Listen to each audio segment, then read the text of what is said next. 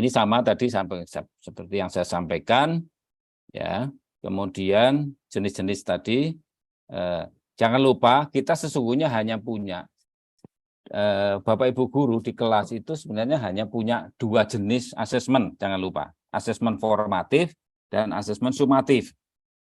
Jadi ketika merancang pembelajaran yang rentangannya 1 semester, Bapak Ibu guru itu hanya punya tanggung jawab merancang 2 asesmen, yaitu asesmen formatif dan asesmen sumatif.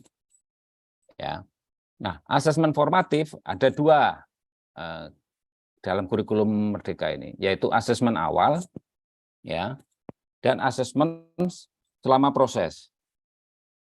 Ya. Jadi asesmen awal dan asesmen selama proses, dalam proses. Nah, kemudian yang di akhir semester asesmen sumatif. Kemudian tadi, ada asesmen diagnostik bagaimana? Itu bukan tanggung jawab guru mapel. Tanggung jawabnya sekolah yang harus bisa menyediakan hasil-hasil data diagnostik siswa. Dan itu harusnya dipasok kepada seluruh guru mapel yang ada di sekolah itu, yang menggambarkan kelas 1, kelas 2, kelas 3, kelas 1A ini kondisinya seperti ini, minatnya seperti ini. Nah, itu dari hasil diagnostik yang dilakukan oleh sekolah maupun koordinator guru BK. Nah, tadi, jadi formatif ada 2, asesmen awal dan asesmen dalam proses. Itu. Nah, bentuk-bentuknya, saya ingin, karena jamnya juga begini, saya ingin langsung, bagaimana sih langkah-langkahnya?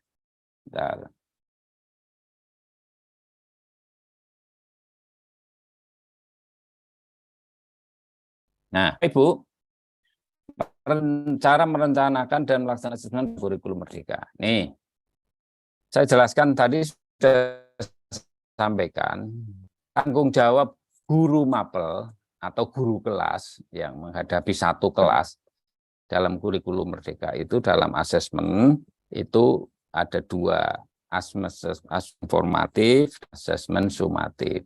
Kemudian dari sisi pembelajaran tadi ya Bapak Ibu, amannya dari kurikulum Merdeka, perbanyak penerapan PJBL, pembelajaran berbasis proyek. Yang kedua, ini yang harus menjadi catatan. Mulailah sekarang berpikir bagaimana menerapkan strategi pembelajaran berdiferensiasi. Nah, mungkin berpikir, Pak, satu sisi proyek, satu sisi berdiferensiasi, itu bagaimana? Nah, jadi sesungguhnya penerapan berbasis proyek ya Bapak Ibu ya, itu sesungguhnya sangat dekat ya. Ada irisan yang sangat banyak, yang sangat besar dengan pembelajaran berdiferensiasi. Hanya kadang Bapak Ibu guru ya ada kesulitan bagaimana menangkap irisannya itu antara pembelajaran berbasis proyek dengan berdiferensiasi. Bayangkan Bapak Ibu, pembelajaran berbasis proyek itu kan pasti 1 kelas, kalaulah 1 kelas dibagi 5 kelompok. Nah, pasti kelompok 1, 2, 3, 4, 5 itu hampir pasti nggak sama. Ya kan? Penugasannya, peminatannya, kemudian rancangan anaknya sendiri, itu kan gitu. Itu hampir pasti nggak sama. Sesungguhnya itu sangat dekat irisannya dengan pembelajaran berdiferensiasi, kan gitu. Nah, dan hampir pasti ketika kita menerapkan pembelajaran berbasis proyek, pasti akan didahului dengan asesmen awal oleh guru, kan gitu. Ya, asesmen awal. Kelompok ini sesungguhnya minatnya di mana? Kelompok kamu akan akan merancang apa? Kamu akan melakukan studi apa? Kan gitu. Itu pasti sudah. Di situ sesungguhnya sudah ada asesmen awal, kan gitu. Maka sangat dekat. Tetapi bisa jadi Bapak Ibu guru juga menerapkan secara terpisah antara pembelajaran berbasis proyek dengan berdiferensiasi. Atau ada topik tertentu ya, ada topik tertentu, CP tertentu maupun TP tertentu itu memang lebih dominan untuk berdiferensiasi saja. Nah, tidak harus diproyekkan dan gitu. Ya, ini. Jadi pada TP tertentu lebih dominan untuk berdiferensiasi saja strateginya. Tapi ya pada topik tertentu lagi, oh ini diproyekkan saja. Tapi sesungguhnya dua ini memiliki irisan. Ya, jadi Bapak Ibu.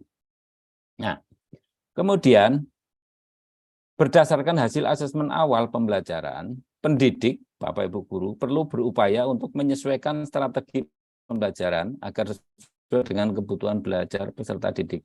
Nah, inilah yang disebut pembelajaran berdiferensiasi. Asesmen awal ya, dilakukan pada saat memulai topik baru, ya memulai topik baru, ya, kemudian memulai untuk mencapai TP baru. Bapak Ibu melakukan asesmen awal.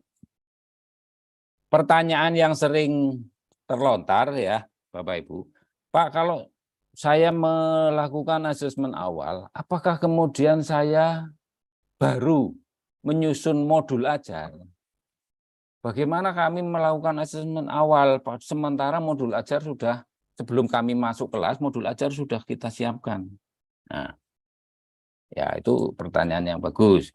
Ya, tapi jangan lupa bahwa asesmen awal dilakukan itu bukan untuk mengubah modul. Ya, bukan untuk mengubah modul yang dokumen modul. Ya. Nah, apa yang kemudian berubah, berganti? Sesungguhnya di strategi kegiatan inti pembelajaran, Bapak Ibu. Ya. Jadi asesmen awal itu dampak langsungnya, implikasinya itu pada penerapan strategi pembelajaran yang berbeda, bukan mengubah modul ajar baru atau menyusun baru modul ajarnya. Tidak, jangan dipahami seperti itu. Ya. Nih. Nah, bagi sebagian pendidik melakukan pembelajaran berdiferensiasi biasanya bukan hal yang sederhana untuk dilakukan, ya maksudnya.